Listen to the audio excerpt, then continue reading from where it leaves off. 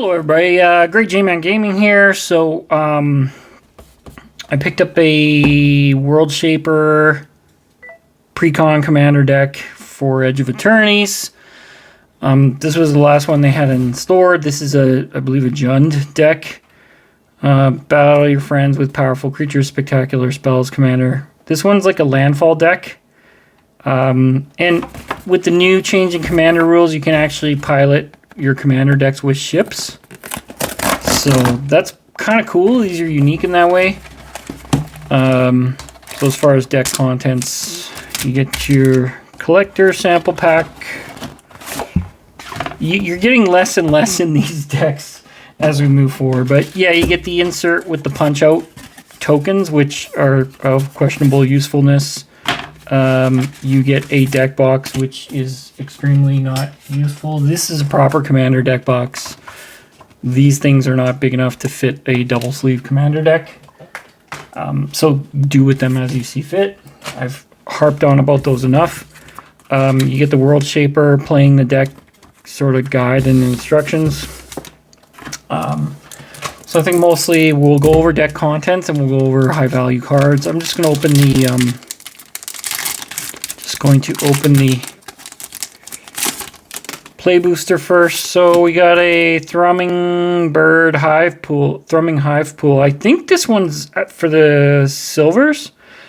You can Eternities number 356. This is a $9 card right here. So, you know, for a bonus, I'm going to sleeve that up because, like, for a bonus pull, if this is what everyone gets in this Commander deck, this guaranteed Hive Pool, that's adding quite a lot of value right there. So, not bad. I certainly could find ways to work this into an artifact deck. So, pretty good there. And then you get an Edge Rover, which just foil uncommon. That's not really worth anything. Okay, let's get into the deck contents quick here.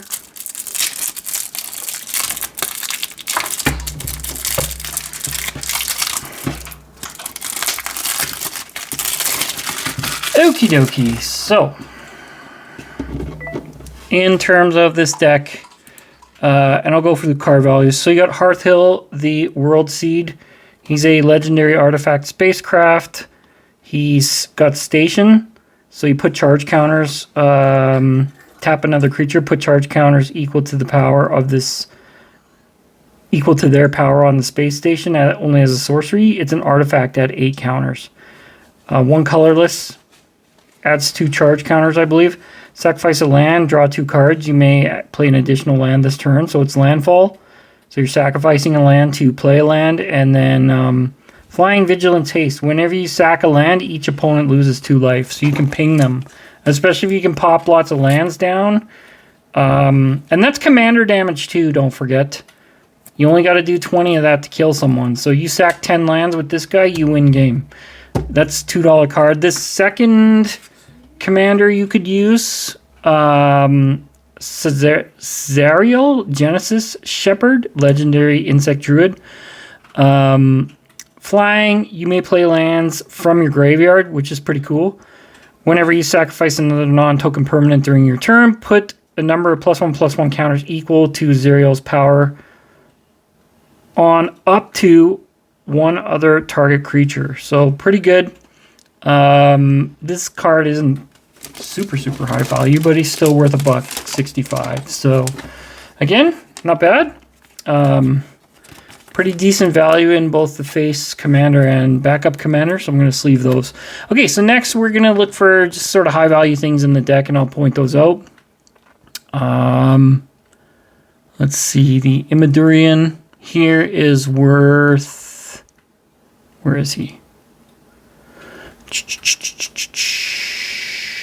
Immadurian, yeah, it's only 35-cent rare. Evendo. The high value cards actually we're looking for: Braids, Artisan Nightmare, who I love, Horizon Explorer, Oracle of Moldiah, which is a great reprint, Kovald, the Fey Cursed King, Morog, Fury of Akum, and there's a few other higher value prints in here.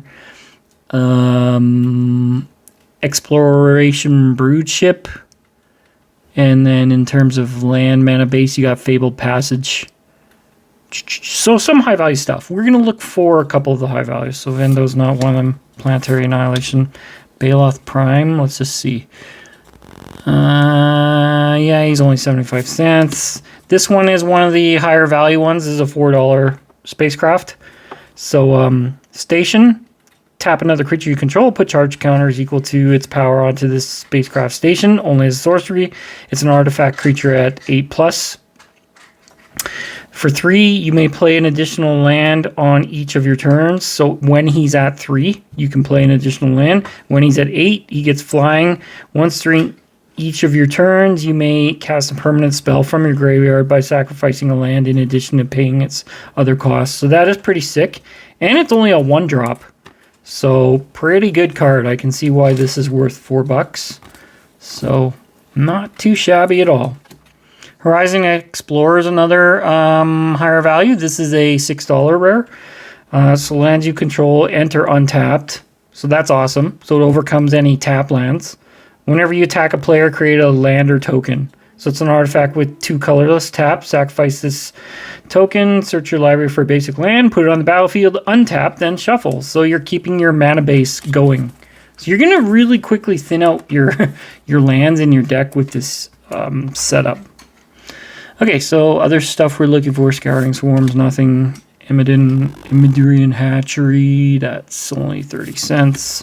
Festering Thicket, that's not worth much. We're looking for that Fabled Passage. There you go. So Fabled Passage is a reprint. I've seen this card before. Sack this land, search your library for a basic land card, put it onto the battlefield, tap, then shuffle. Then if you control 4 or more lands, untap that land. So again, keeping your mana topped up. Very nice. We'll keep going. Braids. Here's Braids, Artisan Nightmare. Braids is a $2.50 card, so she'll get a sleeve. I love the Braids cards. So Braids, legendary creature, Nightmare. At the beginning of your end step, you may sacrifice an artifact, creature, enchantment, land, or planeswalker. If you do, each opponent may sacrifice a permanent of their choice that shares a card type with it. For each opponent who doesn't, that player loses 2 life and you draw a card. So synergizes really well with this deck. God Eternal Bantu is a $1 zombie god, so not bad. Probably sleeve him up. In terms of spells, I don't know if any of the spells are particularly super value here. Just Nature's Lore. And Blasphemous Act is a $1, so we'll put him in the to-be sleeve pile. And neither of the artifacts are particularly huge in terms of value. I think Morog was something valuable. Yeah, he's a $5-ish card, so let me just sleeve this up and we'll go over him. So, Morog, Fury of Akum, legendary creature, Minotaur Warrior. Each creature you control gets +1/+0 each time it attacks this turn. Landfall. Whenever your land you control enters, if it's on your main phase, there's an additional combat phase after this phase. At the beginning of that combat, untap all creatures you control. And that says whenever. So you get this guy going, you could have 3-4 combat phases in a row. That is absolutely sick. That's nothing special. Centaur Vinecrasher, nothing special. Formless Genesis.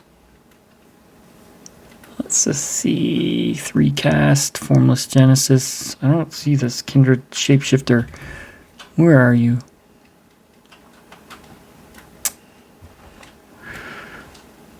He's a 2 colorless. Why don't I see this guy?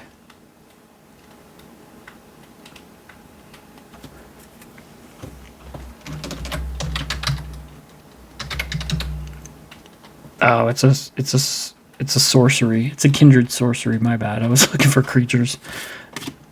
Loamcraft. Okay, so what have we not seen yet? We've seen Braids. We've seen the Horizon Explorer. We're looking for Oracle Moldiah. And Morog we've already seen. And Nature's Lore you guys probably know about, but I'll find it. And then we've seen the Brood Ship. Yeah, so we've seen most of the value this deck has to offer. I'll just get the Oracle Moldiah because that's a higher value one. She's like a $4-ish card at the time of this video. I do have this card in other prints. I forget what set she was printed in. You may play an additional land on each of your turns. Play with the top card of your library revealed. You may play lands from the top of your library. It's pretty sick.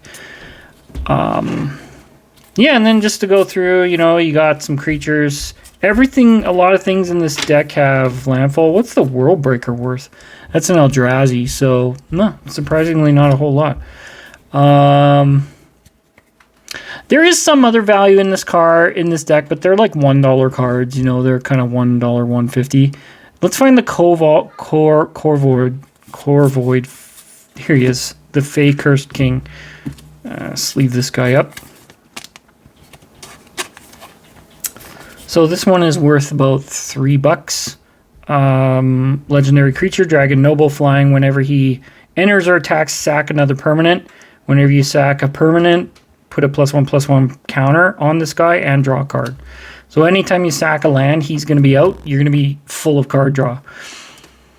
What else? I think we've seen everything really of significant value here, but I'll go through the rest quickly. So you got some... Oh, Omnath, Locus of Rage. I have another one of him too. I'm surprised he's not up there. And he's only 50-cent rare, surprising.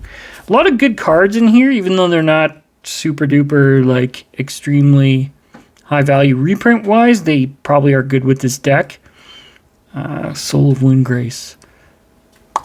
Yeah, it's only 35-cent rare. So anyways, in terms of spells, the Nature's Lore is the only super high value thing, and then Blasphemous Act, so we'll find those for you.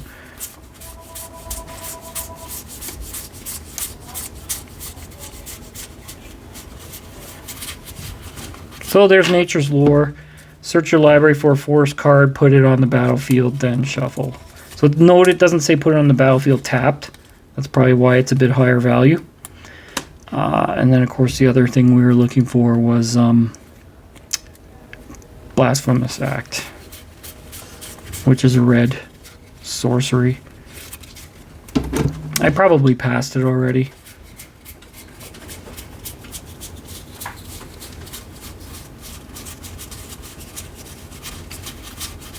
I'm not sure where the Blasphemous Act went.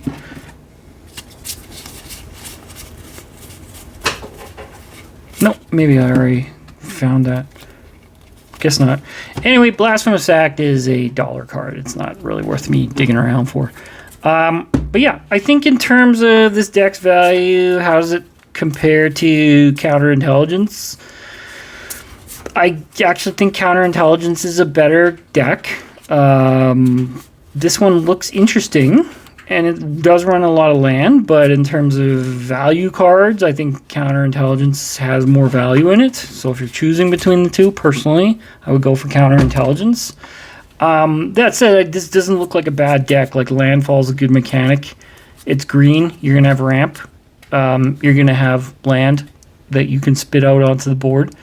But it just doesn't quite have the value reprint and higher value cards that the Counterintelligence does. So I'll leave it to you, but whatever you prefer. I mean, this one's probably a more straightforward deck. Landfall's pretty easy to run. You know, dump creatures, dump land, sack lands, pump your stuff, overwhelm them, and then ping them down with your commander if it's a pod, right? You got the Hearthhull Worldseed that's constantly going to be hitting them for 2 damage, and you need to track that that's commander damage. So you don't need to do 40, you need to do only 20. So that's 10 lands, you're winning. So that's actually pretty good win con. Anyways, thank you for watching. This has been Great J-Man Gaming. Please like and subscribe. Take care. See you next time.